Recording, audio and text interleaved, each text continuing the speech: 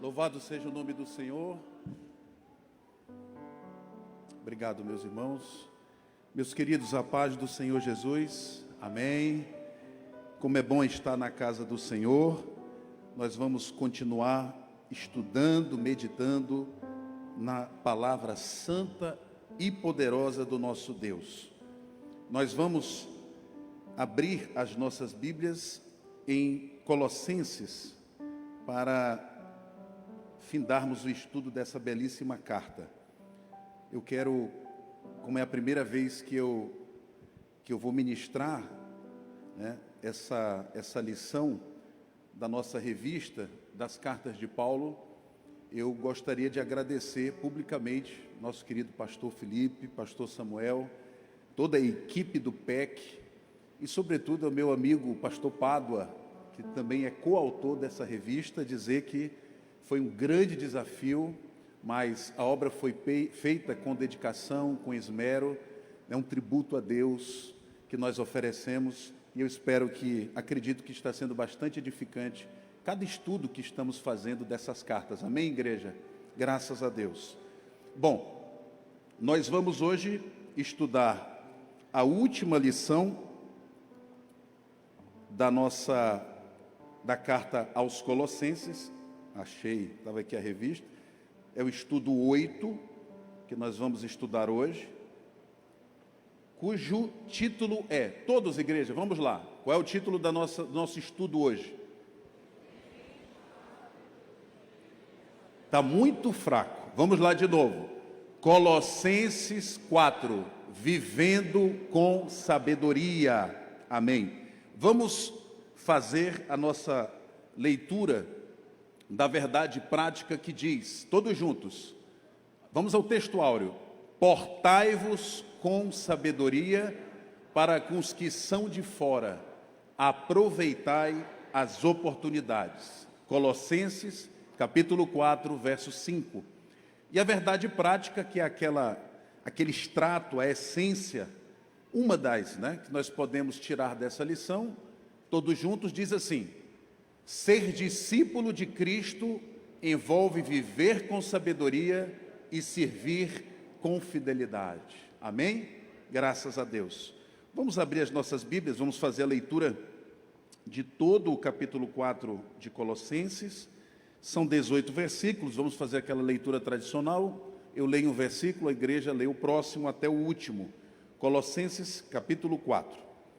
Diz assim a palavra: Senhores, tratai os servos com justiça e com equidade, certos de que também vós tendes Senhor no céu.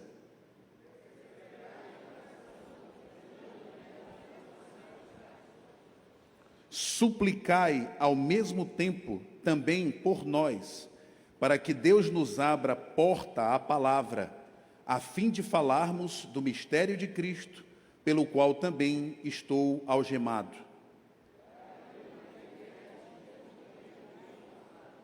Portai-vos com sabedoria para com os que são de fora, aproveitai as oportunidades.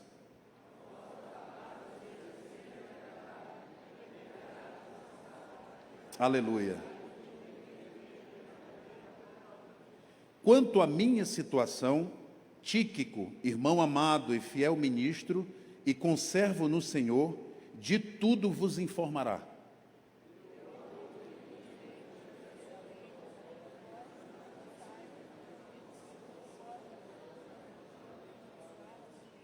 Em sua companhia vos envio Onésimo, o fiel e amado irmão, que é do vosso meio. Ele vos farão saber tudo o que por aqui ocorre.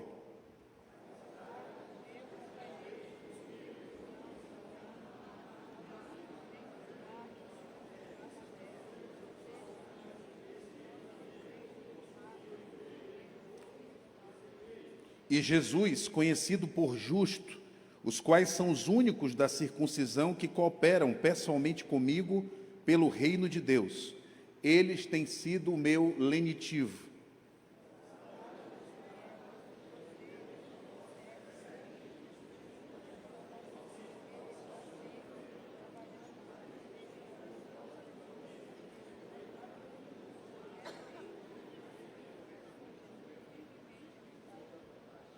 e deles dou testemunho de que muito se preocupa por vós, pelos de Laodiceia e pelos de Hierápolis.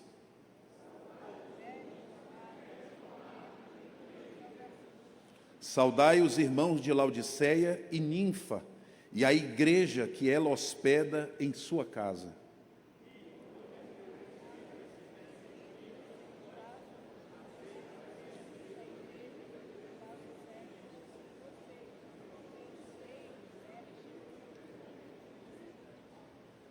Também dizei a Arquipo: atenta para o ministério que recebeste no Senhor, para o cumprires. Todos juntos. A saudação é de próprio punho, Paulo. Lembrai-vos das minhas algemas, a graça seja convosco. Amém? Pai Santo, estamos aqui, Senhor, para ouvir a Tua voz, que a Tua poderosa palavra possa nos edificar, que possa, Senhor Deus, através do Teu Espírito, ter liberdade para nos trazer ensino e sabedoria nesta manhã. Nós oramos, Papai, em nome de Jesus Cristo, nosso Salvador. Amém, amém e amém. Pode ficar à vontade. Meus irmãos, estamos na 8ª lição, no 8º estudo, desta feita encerrando a carta que Paulo, o apóstolo dos gentios, escreveu aos irmãos de Colosso. Daí o nome da carta Colossenses. Se vocês perceberem como eu estou ministrando o último capítulo de Colossenses, são 4 capítulos, é oportuno fazer uma recapitulação, muito breve, do que Paulo está enfocando nessa carta aos Colossenses. Em primeiro lugar, e aqui um movimento espacial. Escola dominical, meus irmãos, você tem que ter o seu lápis e a sua caneta na mão e ir anotando e escrevendo, tá bom? Então, há uma coisa bem interessante na carta aos Colossenses. Você percebe um fluxo espacial, um movimento que o Espírito Santo dá a Paulo. Em primeiro lugar, ele conclama os irmãos a olharem para o alto. É o capítulo 1. Em que Paulo escreve a respeito da preeminência cósmica de Jesus diante de toda a criação visível e a invisível, tudo está debaixo do senhorio de Cristo. Portanto, ele nos orienta a olhar para o alto. Nos capítulos 2 e 3, você percebe o Espírito Santo nos conduzindo a olhar para dentro. Temos no capítulo 2 uma preocupação paulina com relação aos falsos ensinos, o legalismo, o ascetismo, o misticismo. E no capítulo 3, aquela famosa menção que nós devemos nos despir do velho homem e nos revestir do novo homem. Quando chegamos ao capítulo 4, a tônica muda, não é olhar para o alto, não é olhar para dentro. O capítulo 4 é um pedido para que olhemos para fora. Paulo vai falar da vida sábia, a vida cheia do Espírito Santo, uma vida que se preocupa com as oportunidades para proclamar o Evangelho e testemunhar com eficácia para aqueles que estão de fora da igreja. Amém? Esse movimento espacial, alto, dentro, fora, somente o Espírito Santo poderia dar ao apóstolo Paulo. Nós chegamos nesse capítulo 4, portanto, depois de trabalharmos Cristo, o núcleo, o centro, a premissa, a razão, o motivo de tudo na nossa vida. Depois ele passa pela santificação, e culmina na carta aos Colossenses com um testemunho marcado por uma vida sábia, uma vida com decisões corretas, uma vida com um cotidiano santo e que chama a atenção das pessoas que estão de fora. O primeiro tópico da nossa lição é um aspecto muito importante, porque haveremos de perguntar aqui, o tema é sabedoria. Então, o que é sabedoria? O que é sabedoria no sentido bíblico? O que é sabedoria divina? Sabedoria espiritual? O que é isto que Paulo está nos estimulando a buscar? Sabedoria. Essa ideia de sabedoria no sentido bíblico, Paulo começa mencionando um segredo. Isso vai fazer toda a diferença para nós. Em Colossenses capítulo 4, mantenha sua Bíblia aberta.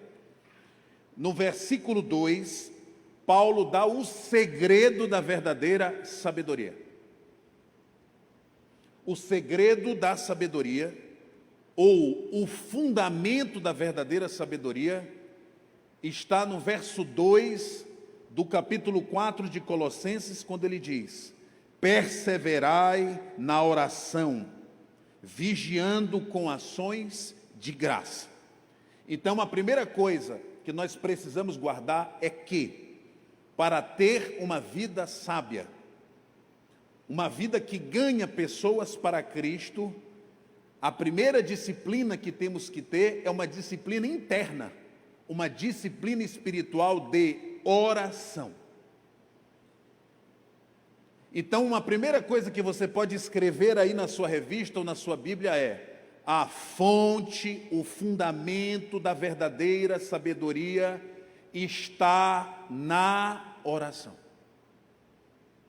Paulo diz: agora vamos falar de sabedoria, mas eu não posso falar de sabedoria sem antes revelar a vocês que não existe vida sábia longe de Deus, longe da fonte da sabedoria.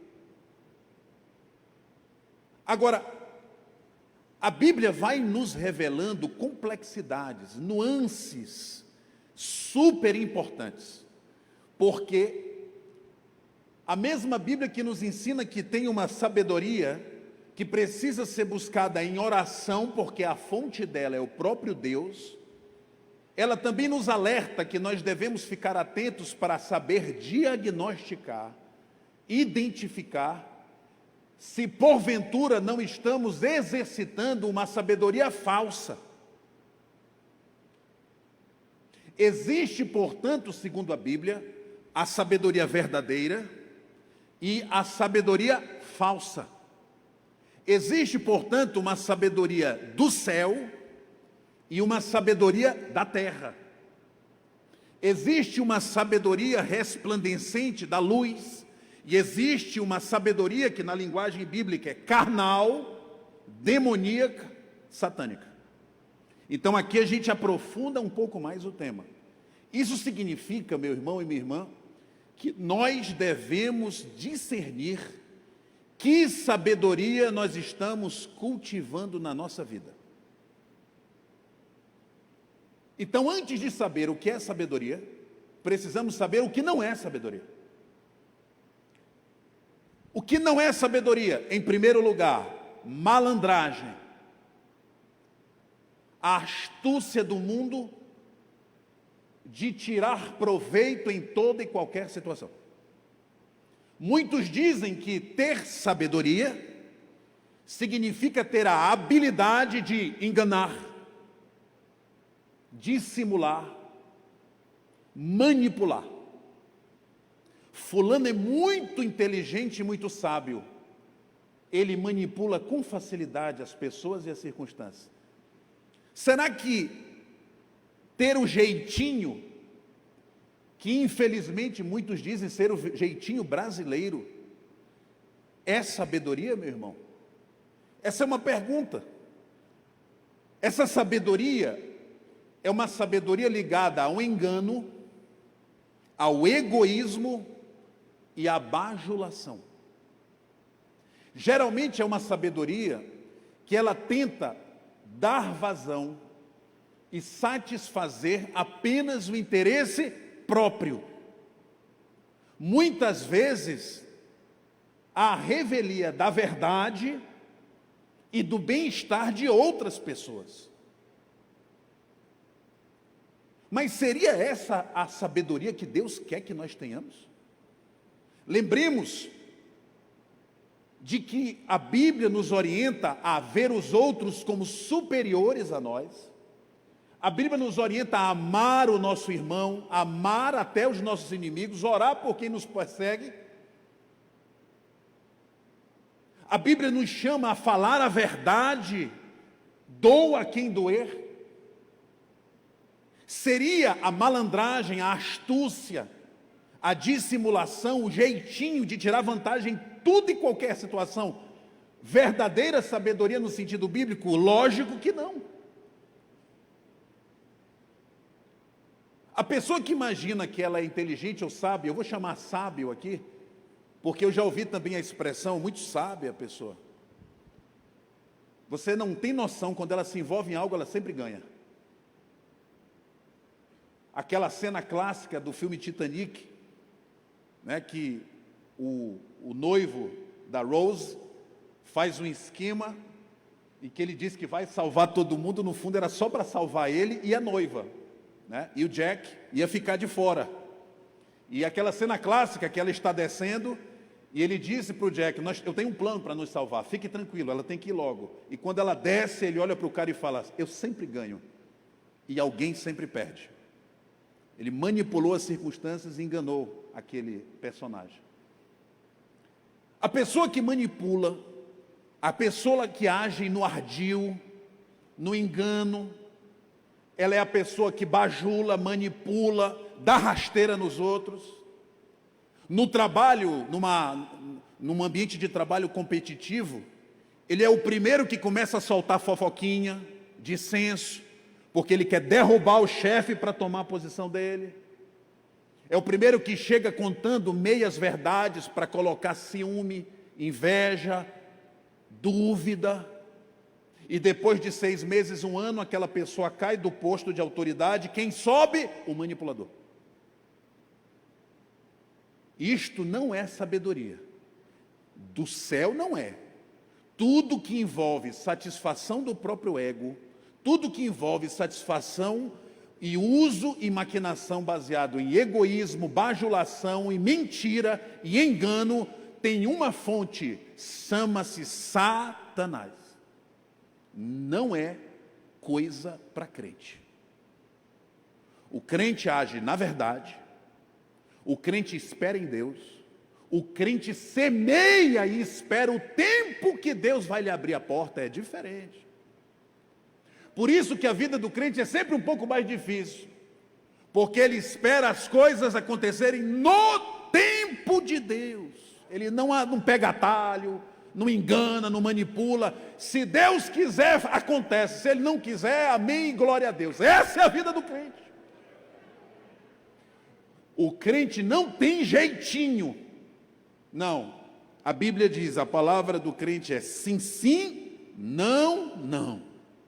Não tem meio termo, nebulosidade, meia palavra para cá, meia para lá, ganhando tempo para ver qual a vantagem que ele vai extrair ganhando naquela negociação. Não, não. O crente é sério.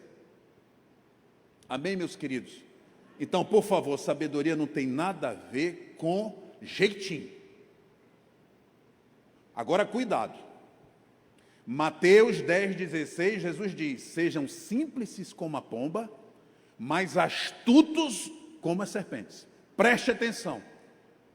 Nós não somos dados a enganar nem manipular ninguém, mas nós não somos idiotas.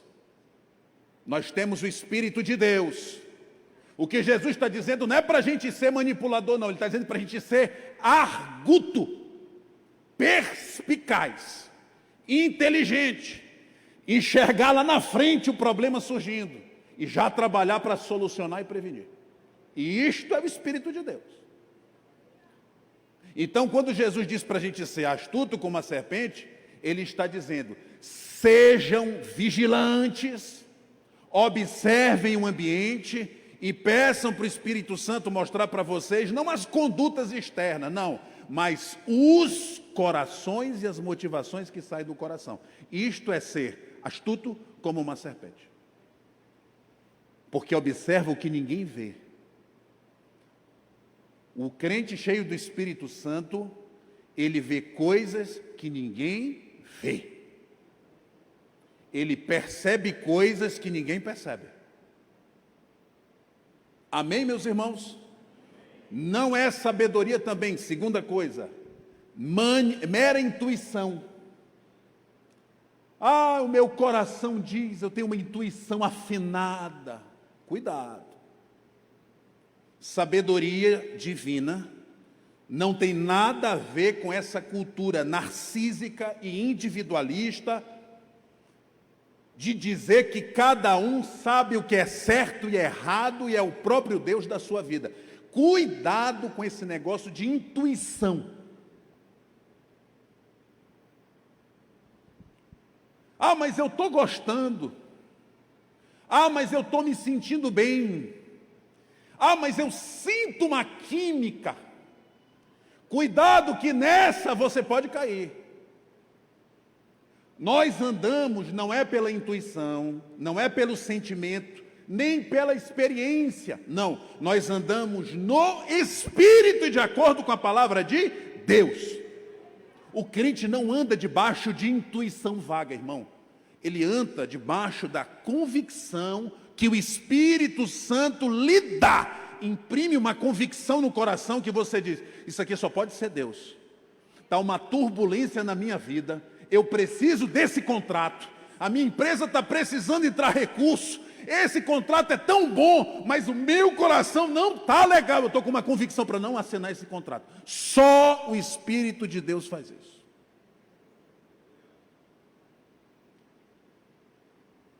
Então a gente vive, irmão, não é com base numa intuição genérica, não. A gente é perspicaz, é vivo, a gente tem o Espírito Santo, e o Espírito Santo se comunica com o nosso espírito e nos dá respostas que a gente precisa. Uma forma linda do Espírito Santo agir é nos dando paz em certas decisões. Às vezes a gente luta para conquistar coisas, acessar postos, mas aquilo não está dando paz. É sinal que o Espírito está dizendo, calma, espera um pouco mais. Irmão, eu já disse isso para vocês. Nós temos um recurso que nenhuma pessoa tem. Chama-se o Espírito Santo de Deus. O Espírito Santo não é um ser etéreo, abstrato. Ah, ele é um alvo. Não, o Espírito Santo é uma pessoa. Ele conversa com a gente. Eu já disse para vocês, eu tive já inúmeras experiências do Espírito Santo falando comigo audivelmente. No nascimento da Ruth, eu já falei para vocês, o Espírito Santo falou para mim, ei, crente, tu que prega a palavra, cadê tua fé? Te ajoelha e ora, tua filha está morrendo. E eu me ajoelhei e orei, a menina voltou. Quem bradou no meu coração, meu irmão? O Espírito Santo de Deus. Não foi intuição, não foi anjo, foi o Espírito Santo de Deus. Isso é andar com sabedoria, sensível ao Espírito Santo. Sabedoria também não tem nada a ver em ter muito conhecimento, irmão. Ô baboseira que a gente ouve por aí. Não, porque eu sou doutor em teologia. Estudei na Universidade de Glasgow. Tenho um pós-doutorado em Harvard. Não faz uma oração por dia. Não ajuda em nada na igreja. Não tem bom testemunho, mas conhece a Bíblia de cabo a rabo. Sabe todas as doutrinas escatológicas, o pré, o meso, o pós e os meso. Sabe tudo de arminianismo, calvinismo, sabe tudo. Conhece a palavra, mas não conhece o Deus da palavra. Irmão, o que tem de gente com diploma que não enxerga um palmo na frente do seu nariz, não é brincadeira. O fato de você ter estudo e ter diploma não quer dizer nada. Eu cansei de ser ensinado por mulheres e homens que não tinham estudo formal algum e tinham a revelação da palavra de Deus na boca deles. Não, meu irmão. E eu falo daqui, eu sou pós-doutor em Direito. Por isso que quando Paulo descobriu a Cristo, ele falou, tudo que eu aprendi e sei, para mim isso é esterco. Não vale nada. O que eu aprendi estava tudo errado. Eu não sou anti-intelectualista, pelo contrário. Nós temos que estudar, temos que fazer curso de teologia. Para mim, todo cristão tinha que fazer um curso de teologia. Mas, por favor, não confunda.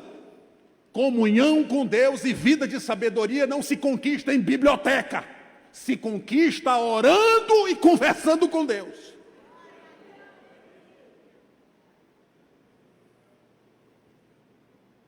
Os estudantes de direito são iguais aos estudantes de teologia. No primeiro ano o cara já quer, não, porque eu sou estudante de direito. Olha, eu conheço a lei. Meu irmão, quando a gente se forma, fica, meu Deus, eu não sei de nada. E a família perguntando, olha, tem algum problema? Então, deve ser o mesmo com o pessoal da medicina, deve ser o mesmo com o pessoal da teologia também. O cara está no primeiro semestre do curso de teologia. Não, porque, veja bem, Charles Spurgeon, ele era um calvinista, mas... Calma, meu irmão, calma. Sabedoria não tem nada a ver em acumular conhecimento, meu irmão. Sabedoria tem a ver em você conhecer a palavra e, de primeiro lugar, ter uma vida de oração. Bom, e o que é a verdadeira sabedoria? Tiago 3, 17. Se puder colocar, por favor, aqui. Tiago 3, 17. O que é a verdadeira sabedoria? Se a sabedoria não é malandragem, se a sabedoria não tem nada a ver com intuição, e se a sabedoria não tem nada a ver com conhecimento, até a Bíblia diz que o muito conhecimento gera soberba, tem que ter muito cuidado. O que é a verdadeira sabedoria? Tiago 3,17. A sabedoria, porém, lá do alto é primeiramente pura, é santa, meu irmão.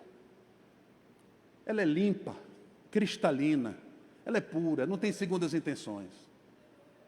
Ela é pacífica.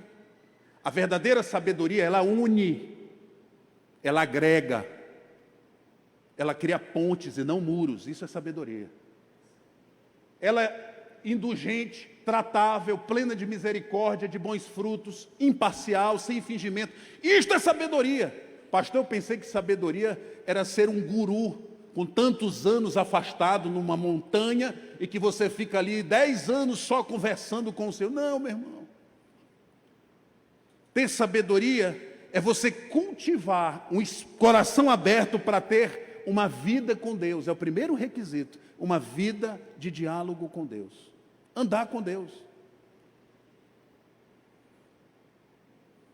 Se vocês perceberem, o substrato, a essência do que está aqui é dizer o seguinte, você está vendo, olha, gente, quem é pacífico, quem é puro, quem é tratável, quem é cheio de amor e misericórdia, quem é que tem tantos bons frutos, é imparcial, não tem segundas intenções, é cordial, é amável, qual o nome dessa pessoa, igreja? Espírito Santo. Então a primeira coisa que Paulo está fazendo é o seguinte, ele está quebrando com a mentalidade greco-romana. Ele está dizendo o seguinte, olha, não adianta você ser filósofo, não adianta você estudar esses sofistas, não adianta você ser um grande guerreiro, não adianta, se você não tem comunhão com o Espírito Santo, não terá a sabedoria do alto, tu vais ter a sabedoria da terra, mas a do alto não. Amém, igreja? Então não há sabedoria sem oração. Vá para Tiago agora, Tiago 1,5, para você ver como é importante essa lição. Primeira coisa é oração. Tiago 1,5, se porém algum de vós necessita de sabedoria, peça a Deus, que a todos dá liberalmente, não lhes impropera, e se-lhe-á concedido. Vocês estão percebendo? Agora, Tiago, usado pelo mesmo Espírito Santo, dizendo o seguinte, você quer sabedoria? Peça. Peça para quem? Para Deus. E quando a gente pede e conversa com Deus, o que é? Oração. Está confirmando que a fonte da sabedoria é o quê? Ter comunhão com Deus. Lucas 6,12, abra sua Bíblia em Lucas 6,12. Pastor, será que ter sabedoria está intimamente relacionado em orar? Então, vamos ao exemplo do nosso próprio Salvador Jesus Cristo. Lucas 6,12 diz assim: naqueles dias, retirou-se para o monte a fim de orar e passou a noite orando a Deus. Jesus, a sabedoria encarnada, orava noites inteiras em comunhão com o Pai. Meu irmão, não existe sabedoria sem oração. Não tem. Outro exemplo que a gente pode trazer é o exemplo de Salomão. Você pensa que Salomão adquiriu sabedoria lendo livros numa biblioteca? A Bíblia diz que Salomão recebeu sabedoria num diálogo com Deus. Num sonho, o Senhor começou a conversar com ele. Ei, Salomão, pede qualquer coisa. O que você me pedir. O que tem de irmão e irmã que gostaria de um sonho desse, hein? Pede o que você quiser. Salomão no sonho então diz: Senhor, a minha vida é tão atribulada, o teu povo me traz questões difíceis para julgar, porque o rei também era o juiz. Então eu gostaria muito de não errar, porque quando eu julgo mal, o povo sofre, e quando o povo sofre, tu sofres, Senhor. Então eu gostaria muito de te agradar, recebendo a habilidade para julgar com sensibilidade e com retidão o teu povo. O que eu quero, Senhor, é sabedoria. Esse homem já tinha sabedoria, mas ele pediu mais sabedoria. O que o Senhor disse para ele no sonho? Porque como tu não pediste riqueza, nem fama, nem mais prosperidade material, tu não pediste nada desta terra, mas tu te preocupou com o meu reino, tu te preocupou com a minha obra, tu te preocupou com o meu povo, eu vou te dar sabedoria que nenhum homem antes de ti e nenhum depois de ti terá. Receba sabedoria. E ele no sonho recebeu sabedoria. Onde Salomão recebeu sabedoria, irmão? Num diálogo em oração com Deus. Eu conheço pessoas que receberam sabedoria especial. Pessoas que você está conversando aqui, enxergando ali, tu acha que está abafando. E a pessoa fala: não, eu já estou vendo lá na frente, e te mostra que ele está certo. Eu falei: meu Deus, que visão é essa? Geralmente os nossos pastores têm que ter sabedoria. Pastor Felipe, pastora Luana, os nossos líderes têm que ter sabedoria. Por quê? Porque está enxergando lá na frente. Vês o povo está preso aqui no imediato. Mas os líderes estão lá na frente. Porque o Senhor dá essa habilidade para eles. Aí Salomão, quando termina o sonho, ele é testado. Meu irmão, imagina a situação. 2 prostitutas acessam a área para apresentar diante do rei uma causa para ele julgar. Ele tinha acabado de receber sabedoria. Parêntese. Quando Deus te der uma bênção, te prepara. Tu vais ter que usar essa bênção. Deus vai logo te colocar numa situação: eu quero sabedoria, amém. Recebe sabedoria, agora vai resolver aquele problema, amém. Aquele pepino que está bem ali. Você não pediu para ser usado? Não, eu queria sabedoria só para eu ficar aqui no meu... Não, meu irmão. Recebeu de Deus é para trabalhar. Recebeu de Deus é para servir. Recebeu de Deus é para usar na prática. Então Salomão, de repente, na manhã seguinte, eu sou o homem mais sábio. Agora eu quero ver qual é a causa que vai chegar aqui. Quando vê que não, 2 prostitutas chegam com uma criança chorando. A primeira diz: olha, nós moramos numa casa juntas, eu tive um filho, ela também. Quando foi de manhã, o meu filho amanheceu morto. E ela trocou a criança, pegou o morto né? Na verdade, a mãe viu que tinha dormido por cima do filho, acordou, e ela foi e trocou, pegou o filho morto, botou no braço da outra que ainda dormia, pegou o vivo desta e trouxe para ela, para que quando acordasse ela dissesse: olha, o teu filho morreu, que pena. E a pessoa falou para ele, ela trocou, o meu filho é esse que está vivo. Aí a mulher falou: nada disso. Ela é desleixada, bebeu demais, dormiu por cima da criança e ela morreu. Agora quer tomar meu filho? Não. E estava feita a confusão, meu irmão. De quem era o filho? Um detalhe: mulher naquela época não tinha valor de depoimento como testemunha. Nenhum, meu irmão, não tinha credibilidade jurídica nenhum o depoimento de uma mulher. Imagine prostituta. Então eram duas pessoas. Irmão, humanamente falando, eu não queria ser nunca o juiz dessa causa, porque era impossível julgar essa causa com as regras e a sabedoria humana, pastor. Por quê? Porque eram duas mulheres sem credibilidade de depoimento, não tinha testemunha, e era só a palavra de uma contra a outra e uma bebê. Então, humanamente, com sabedoria humana, não tinha como responder isso. Só poderia ser Deus. Somente a sabedoria divina resolveria essa situação. Aí Salomão, quando se deparou com aquilo, ele pensou: bom, deve ser para isso que Deus me deu sabedoria. E ele o que? Irmão, o pessoal acha que sabedoria é assim. Não, trouxeram a causa, falou assim: vou fazer qualquer coisa que vai dar certo. Não, meu irmão, ele orou. A sabedoria está em buscar Deus.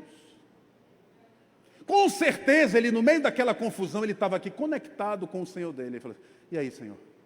Eu te pedi para eu julgar com justiça, o que eu faço agora? Meu irmão, essa dependência cativa o coração de Deus.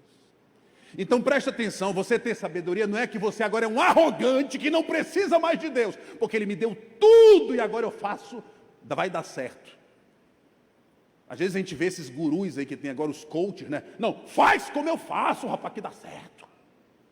Faz a técnica que eu estou te ensinando porque eu tenho sabedoria, deu certo para mim, vai dar certo para você. Mentira. Porque ele está colocando de lado um fator importante, que é a vontade do próprio Deus. Se Deus não quiser, meu irmão, olha, tu pode fazer tudo certinho, ele corta. Se Deus também quiser, tu pode fazer tudo erradinho, ele dá. Porque ele faz como ele quer. Salomão então deve ter orado para Deus e veio a sabedoria. Ele disse o seguinte: vamos fazer o seguinte, a minha sentença está dada. Qual é a sentença? Corta a criança no meio e dá metade para um, metade para outro. Meu irmão, humanamente isso é sábio? Isso é uma loucura. Porque mataria a criança e as duas ficariam sem criança. Isso é justiça. Só que o que aconteceu? Olha a sabedoria.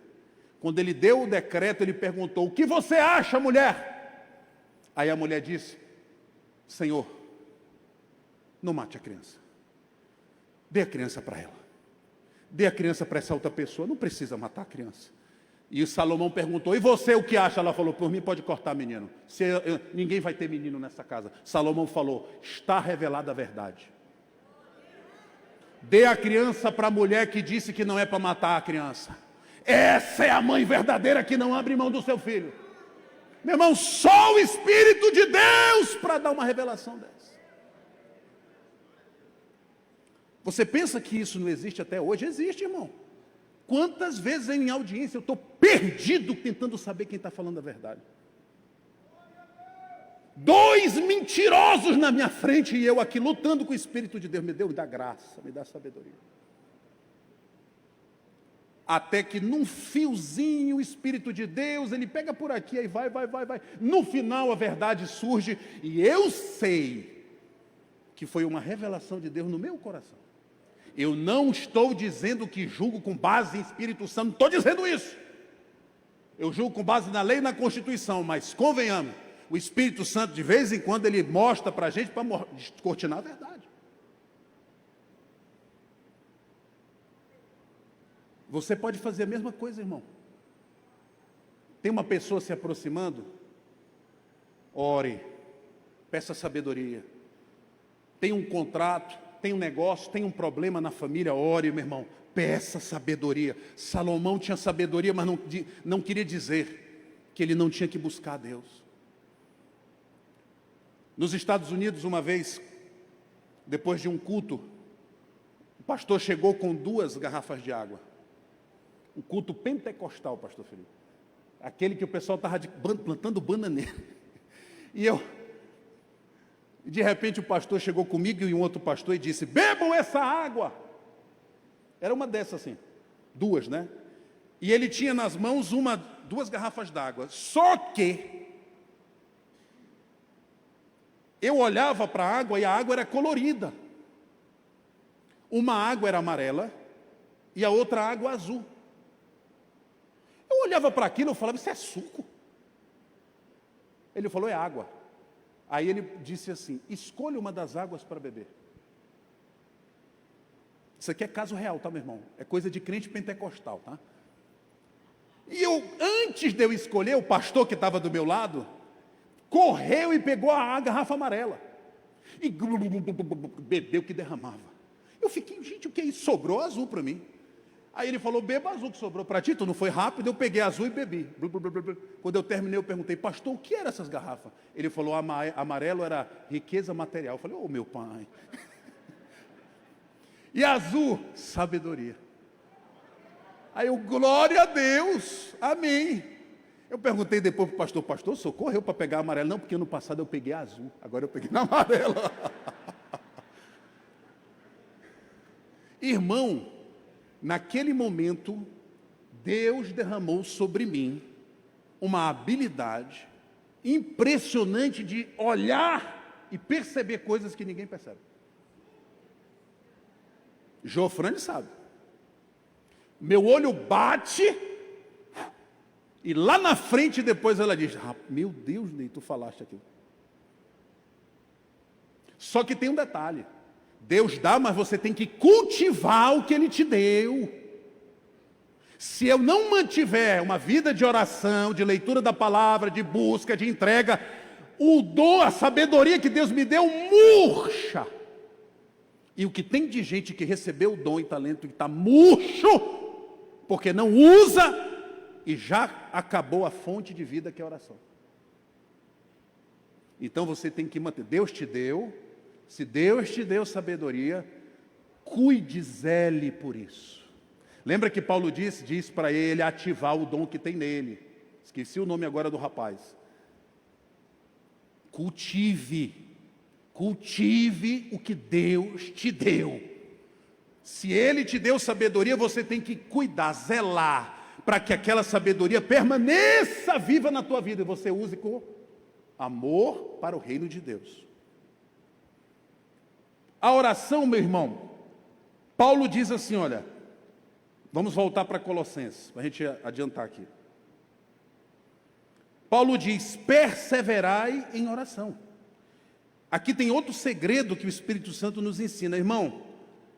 Orar não é uma atividade do dia.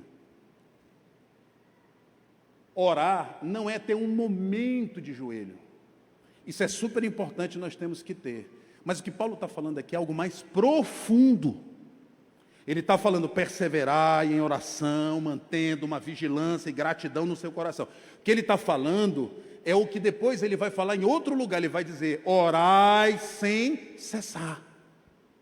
Oração é um estilo de vida. Não existe momento de oração apenas. O que Deus quer é que a gente fique conectado com Ele 24 horas nos 7 dias da semana. A oração, portanto, é uma contínua conexão com a fonte da vida. Lembra que Jesus disse em João 15,5, olha, sem mim nada podeis fazer. Então, quando você se afasta da fonte da vida, qual é o efeito? Morte. Quando você se afasta da fonte de sabedoria, qual é o efeito? Perde a sabedoria, você vira um estúpido. Você vira um nécio, é o que diz a palavra, chama de nécio. Então, a oração, ela é, na verdade, um estilo de caminhar com Deus. E a gratidão? Vejam, a gratidão é o combustível que nos mantém perseverando. E vigilância é a sentinela da muralha. Se você pudesse escrever na Bíblia ou na revista, coloque assim: oração, mais vigilância, mais gratidão. É o segredo da sabedoria. Oração, mais vigilância, mais gratidão. Se você ora, mas não vigia, não é sábio. Se você ora, vigia, mas não tem um coração grato, você não é sábio. Você é grato, vigia, mas não ora, não é sábio. Você é grato, ora, mas não vigia, não é sábio. Vocês entenderam? Tem que ter esse conjunto. Você tem que buscar a Deus, ficar com um olho em Deus e outro nessa terra, vigilante. E porta abrindo ou porta fechando, está sempre com o coração inteiramente concorde com a vontade de Deus. Obrigado, Senhor. Obrigado, porque Tu és bom e as Tuas misericórdias duram para sempre.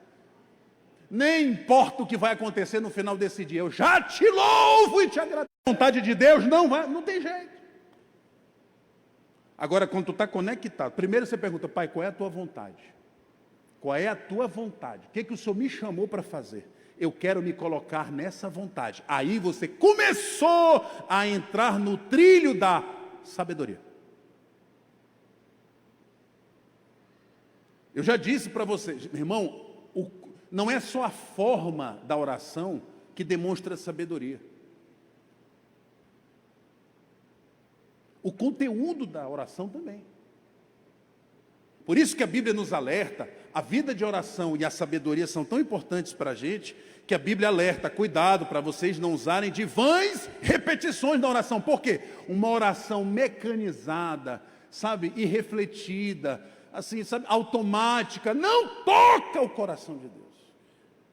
O que toca o coração de Deus não são palavras também bonitas, eruditas.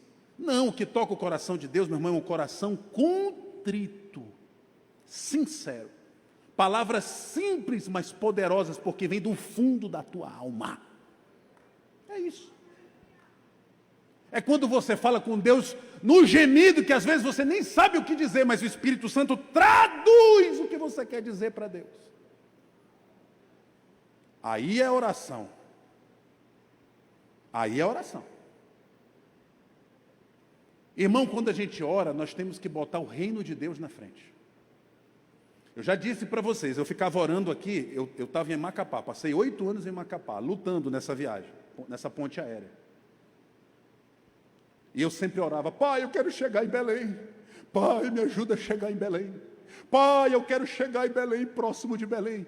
Aí um dia o Espírito Santo me falou: para com essa oraçãozinha melancólica, cria vergonha. Eu falei: Senhor, quer dizer que tu pensa só em chegar em Belém? É esse o teu objetivo? Aí eu: meu Deus, para que tu quer chegar em Belém? Eu falei: Senhor, para eu ficar mais próximo da minha família. Sim, mas ainda está na tua esfera muito pequena de mundo. Eu falei: meu Deus, eu quero ficar mais próximo de Belém para eu poder servir mais a minha igreja, estar mais à disposição dos meus irmãos. Pastor Felipe, quando eu tentar o contato, eu dizer: não, pastor, conte comigo, eu não estou em Macapá como aconteceu. Eu estou em Macapá, pastor.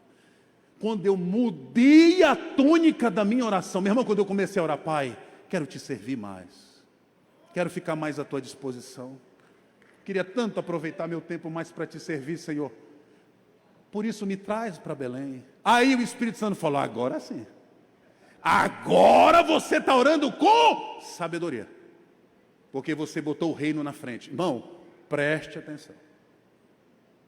Ah, porque eu quero comprar o carro tal. Ah, porque eu quero passar no concurso tal. Bote o reino em primeiro lugar. Você vai mudar, você vai ver que você vai adquirir sabedoria e Deus vai dar uma atenção especial para esses nossos pedidos. Ah, eu quero um filho. Para quê? Eu quero uma esposa. Para quê? Eu quero que a minha empresa cresça e tenha mais lucro. Para quê? Para andar com carrão? Está errada a oração. Agora, Senhor, está aqui o meu dízimo, está aqui a minha oferta, e se, Senhor, Eu fico feliz de poder ajudar os ribeirinhos, na missão lá de Melgaço. Eu quero também ajudar a construir a parte. Tem de saúde, eu quero ver se tem um de engenharia. Não tem de engenharia, tem alguma coisa que eu possa aqui ser um doador. Eu não sei pregar, não sei orar, não sei fazer nada, mas eu tenho um coração generoso. Por isso, Senhor, abençoa a minha empresa. Meu irmão, vai descer chuva do céu de bênção, porque o cara botou na frente o reino. Por isso que eu não discuto o empresário que está aí bamburrando, por quê? Porque o cara tem um coração generoso e bota em primeiro lugar o reino. Agora, quando o coração começa a voltar para o dinheiro, porque o dinheiro também tem que ter sabedoria para lidar com o dinheiro. Quando aquele mundaréu de dinheiro entra e o cara pensa, meu Deus, o meu dízimo vai dar? Deus é rico, não precisa de tanto. É o início do fim. Então tem que ter muito cuidado. Vocês entenderam, meus irmãos? Então, quando a gente ora, meu irmão, a gente ora, não adianta a nossa oração. Jesus, isso quer dizer que eu não posso, pastor, pedir para as minhas coisas do dia a dia? Claro que não, meu irmão, você tem que pedir. Quando Jesus nos ensinou a orar, o que ele disse? Pai nosso que estás no céu, dê-nos o pão de cada dia. A gente tem que orar pelo pão de cada dia. Deus não é contra a gente orar pelas nossas necessidades pessoais. O que Ele quer é que as nossas necessidades pessoais sejam uma ponte, um canal de graça para crescer o reino dEle. É isso que Ele quer. Deu para entender? Então, ore pelos seus pastores, ore por mim, ore pelo pastor Felipe, pela sua esposa, pastor, ore pelos nossos líderes. Ore por essas pessoas que estão servindo a Deus. Ore por esta igreja. Lembre na sua oração, Pai, que tenha mais almas sendo salvas, que os nossos líderes tenham mais sabedoria, que o coral cante cada vez hinos mais espirituais, mais ungidos. Ora, Senhor, sei lá, para que essas cadeiras fiquem mais bonitas. Senhor, abençoa o teu reino, para que essa copa e muitos sejam evangelizados. Isto é ter sabedoria em oração. Vejam que a gente tem que ter um tempo bom para orar, porque a primeira coisa que a gente ora logo é primeiro, papai, me dá meu pão primeiro, senão eu não consigo orar. Tem que ter um tempo para você também, né? Se dedicar a outras coisas. Paulo fala no versículo 3, vamos avançar, que o nosso tempo já está indo. Colossenses 4:3, acompanha comigo.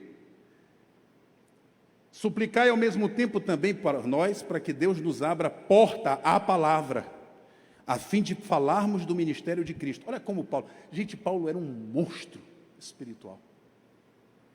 Pense num homem impressionante. Paulo tinha convicção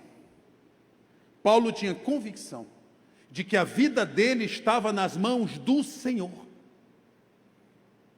Paulo está dizendo o seguinte, olha, a minha vida, ela caminha de acordo com o fato de Deus abrir ou não as portas. Ele está dizendo, orem perseverantemente para que Deus abra as portas. Irmão, essa é uma das coisas mais bonitas que nós podemos aprender aqui hoje.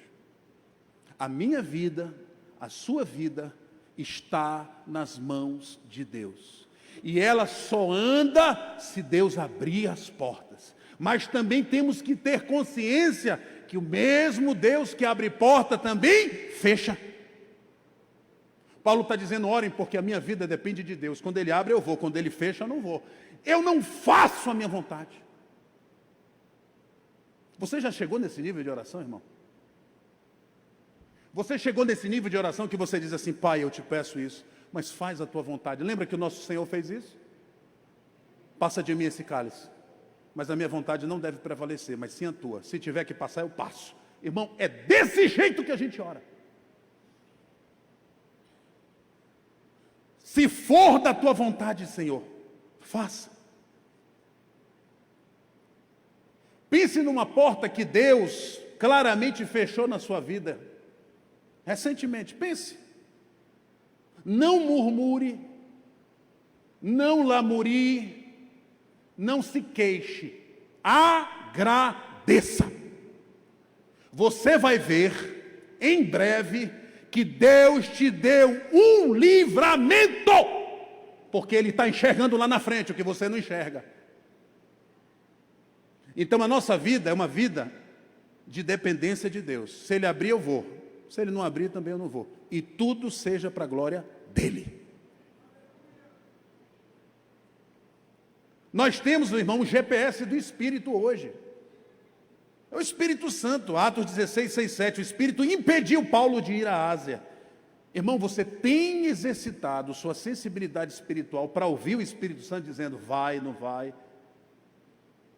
Quantas vezes você consultou a Deus para tomar uma decisão difícil? Aprenda hoje o que é sabedoria. Sabedoria é buscar a Deus. Fecha o negócio ou não fecho? Encerra o contrato ou não encerra? Entrego ou não entrego o cargo na igreja? Eu digo a vocês, todas as vezes que eu pensei em me afastar da atividade da igreja, eu nunca, desde que eu me converti em dezembro do ano 2000, tem 25 anos, eu nunca me afastei da igreja. Cheio de trabalho, estudando para concurso, mas estava lá, ajudando, no domingo quando dava, na quarta quando dava, e quando eu pensava, Senhor, eu tenho que me dedicar aos estudos e tal, e eu pensava, não, essa semana, várias vezes eu entrei no culto e disse, no final do culto eu vou chamar o pastor, eu preciso de um ano sabático. Meu irmão, no meio do culto, vinha logo uma irmãzinha, eis que eu te digo, não larga o que eu te entreguei. Eu falei, não, pai. Quantos já viveram isso? Levanta a mão. Meu irmão, é desse jeito. Deus cuida da nossa vida. E graças ao Senhor que Ele não atende todas as nossas orações. Porque se Ele atendesse todas as nossas orações, nós estaríamos sofrendo nesta terra. Então seja aberto à sensibilidade. O Espírito Santo falou, não te envolve. O Espírito Santo falou, vai. Sempre, meu irmão, o Espírito Santo é a plaquinha de Deus para te dizer o que fazer e o que não fazer.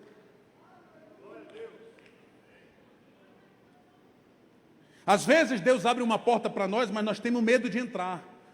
Senhor, vai ter muita hostilidade. Senhor, vai ter muita rejeição. Eu também não me sinto preparado. Irmão, se Deus abriu a porta, entra.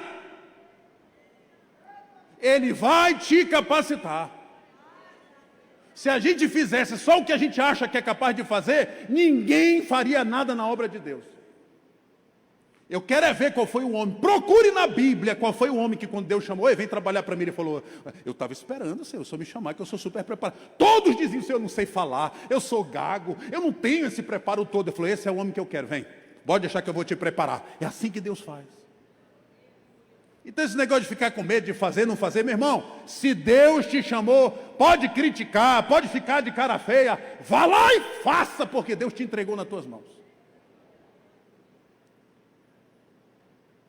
Sabedoria prática. Paulo fala primeiro de oração, e eu quis marcar aqui esse tempo, pastor, já estou partindo para o fim, 5 minutinhos, eu encerro. Porque era muito importante vincular sabedoria à oração. Só que Paulo depois vai falar da sabedoria prática. Ele vai dizer, mas preste atenção, vida de oração e sabedoria não é uma vida passiva. Você tem que mostrar no seu cotidiano que você tem sabedoria. Vida de oração é vida de ação. E nós temos, Paulo nos ensina no verso 5, portai-vos com sabedoria para com os que estão de fora. Aproveitai as oportunidades. Cuidado, irmão. Aqui Paulo entra no detalhe prático da coisa. Ele diz assim, meu irmão, preste atenção no que você diz. Preste atenção no que você faz. Porque o mundo, as pessoas do mundo estão nos observando. As pessoas estão de olho na gente, na falha mais singela. Está vendo? Olha aí. A acusação vem na hora. Então nós temos que ter muito cuidado no exercício prático dessa vida sábia. Por quê? Porque nós temos que aproveitar as oportunidades para ganhar as pessoas para Jesus e não para afastá-las de Deus. Tem pessoas que estão discutindo na internet, por exemplo, né? Querendo ganhar discussões teológicas, pastor. Batendo boca. E aí o Espírito Santo pergunta para a gente hoje, você quer ganhar uma discussão ou quer ganhar uma alma para Cristo? Cuidado. Tenha sabedoria quando você estiver dialogando, conversando, debatendo. Nós temos as nossas posições, vamos deixar afirmada. Mas nunca parta para a ideia que você tem que ganhar toda a discussão, porque às vezes você vai ganhar a discussão, mas vai perder a oportunidade de ganhar a pessoa para Jesus. Calma. Tenha sabedoria. E aqui um ponto muito importante: a mordomia do tempo. Saiba você, se você nunca ouviu sobre isso, que o tempo também é de Deus. Gente, o tempo é um bem divino, é um presente que Deus nos dá. Ele nos dá todo dia, pastor, 24 horas, para você fazer o que quiser. Para a gente ter sabedoria e remir o tempo, usar com sabedoria esse tempo. Por isso tem uma mordomia do tempo. Tudo que Deus criou pertence a Ele. A gente estudou aqui que a criação pertence a Deus, o tempo também pertence. Deus criou o tempo. Sabe qual é a grande sacada de Satanás? O ponto de atuação dele hoje na sociedade digital é nos distrair e nos roubar o nosso tempo, meu irmão. Eu já disse para vocês que uma vez o meu celular me disse que eu tinha passado 18 horas naquela semana em rede social. Eu fiquei, que isso? 18 horas? Meu irmão, quantas passagens da Bíblia eu liria em 18 horas? Quantos livros? Em oração, ou servindo a Deus, 18 horas naquela tela de rolagem, meu irmão. Vocês já perceberam como você começa naquela ansiedade, aí você começa a rolar aqui a tela, de repente você vê, tem meia hora. Não, vou ficar mais 10 minutos. De repente são 2 horas passivas, inúteis, de tempo jogado no lixo. Tempo que não volta mais na sua vida. Então a gente tem que ter uma sabedoria hoje para lidar com as tecnologias digitais. A nossa tarefa, meu irmão, é preencher o nosso tempo para fazer o bem. Eu não estou dizendo que você não possa relaxar, assistir uma Netflix, aqui rapidinho, não tem problema. A gente tem que ter cuidado com o vício digital. É você acordar, não dá nem bom dia para ninguém, não ora, e antes de levantar já puxou o celular aqui, deixa eu ver o que tem de novidade. Não, meu irmão. Cuide do seu tempo, porque o tempo é um bem precioso que Deus te deu. Amém, meu irmão? E aqui eu vou encerrar com um tema polêmico. Irmão, saiu uma reportagem, na verdade um estudo, que disse, para nossa vergonha, que 41% dos evangélicos estão não só apostando online, como estão viciados. Cuidado, meu irmão. Paulo disse, vocês têm que aproveitar o tempo e a oportunidade para ganhar os de fora. Como vamos ganhar os de fora se nós não estamos dando exemplo, meu irmão? Jogo de azar não é para nós. Viciados, dos 41% que usam, 1/3 já está viciado. O que é isso, irmão? Significa você pegar o teu dinheiro, que é do pão e da oferta, e você apostar. E quantas famílias, isso já é uma realidade hoje. Quantas famílias estão arrasadas, arruinadas financeiramente, por causa do vício da aposta online.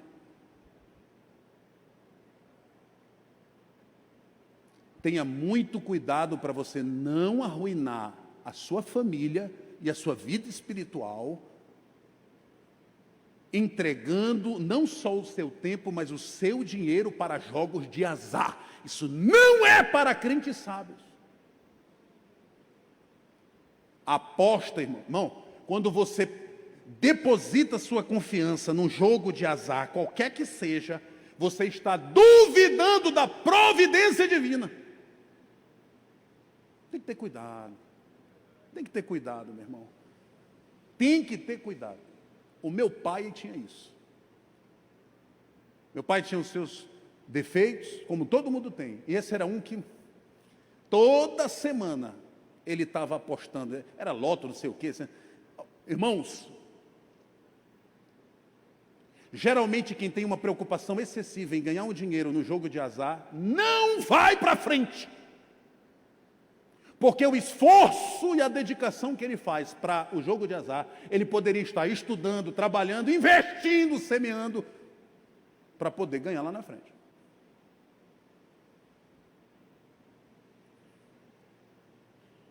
Então, irmãos, nós temos que ter muito cuidado. Nós precisamos remir o tempo e aproveitar as oportunidades para ganhar os de fora.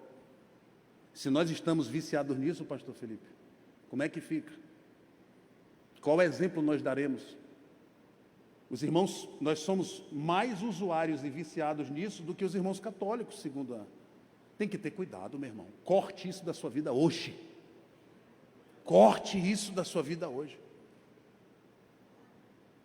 E para encerrar, meu irmão, já passei... O pastor disse que eu podia ficar à vontade, eu já exagerei, mas estou encerrando.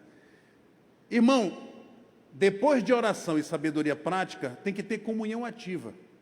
Paulo, no final da carta que a gente está encerrando, ele cita 6 personagens que o ajudaram a fazer a obra de Deus. Pastor, Paulo era um homem tremendo. Você imagina, Paulo se viesse aqui, ele ia pregar, cantar, fazer a salva. O homem tinha uma capacidade impressionante, mas no final da carta ele diz assim, agora deixa eu encerrar agradecendo aos homens e mulheres que Deus colocou ao meu lado para fazer a obra. Irmão, Paulo não apenas reconhecia o trabalho dos outros, ele exaltava o trabalho deles. Exaltava. E essa é uma característica, pastor Felipe, que tem que ter cuidado, porque hoje as pessoas têm ciúme do talento do outro. Hoje as pessoas têm ciúme. Se você tem um dom ou um talento, irmão, a gente tem que celebrar o dom que Deus deu para o nosso irmão. Louvado seja Deus que tem um mestre. Louvado seja Deus que tem um cantor, que tem um pastor, que tem um sábio. Louvado a Deus que tem um profeta. Cada um é usado do seu jeitinho e na sua personalidade. Glória a Deus por isso, que venham mais cheios de talento e dom.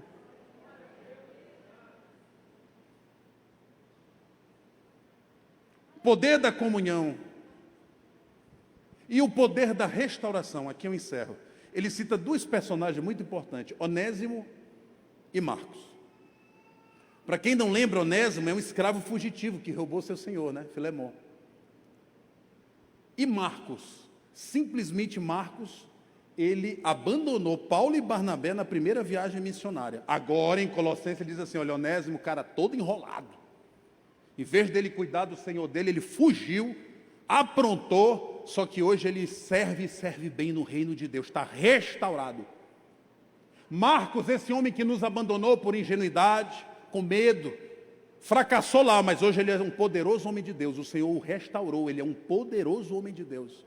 Irmão, isso é para encerrar dizendo o seguinte, nesta igreja, em toda a igreja do Senhor, nós não somos um museu de pessoas perfeitas. Nós somos seres imperfeitos, restaurados pelo poder de Deus. O nosso passado não nos define, o que nos define é o que somos hoje, resgatados e remidos pelo sangue de Jesus e úteis para o seu próprio reino. Por isso, meu irmão, celebre a vida daquele que serve contigo e adore a Deus porque ele já foi e não é mais. Adore a Deus porque ele já roubou, não rouba mais, já enganou, não engana mais, já traiu, não trai mais. Hoje está na luta, mas está mudando de vida, se revestiu do novo homem. Isto é sabedoria, é você olhar para as pessoas como pessoas curadas ou em processo de cura. Louvado seja Deus. Então, irmãos, hoje nós encerramos essa lição, lembrando que vida sábia tem a ver com 5 componentes. Fechando, tá? Oração perseverante, diga assim, oração perseverante, vigilância constante, gratidão transbordante, testemunho temperado, comunhão ativa. Esse é o segredo da sabedoria. Amém? Pai, abençoa-nos, Senhor. Toca os nossos corações para cultivarmos um coração sábio na Tua presença. Elimina de nós o que não te agrada, meu Deus. E que nesta manhã possamos assimilar a tua vontade, para que possamos ter uma vida de oração intensa, vigilância constante, para que tenhamos um coração eternamente grato, para que possamos ter um testemunho impactante neste mundo, e que possamos servir com fidelidade o teu povo. Muito obrigado, Pai. Abençoa a mim e a todos que estão nos ouvindo. Em nome de Jesus. Amém, amém e amém.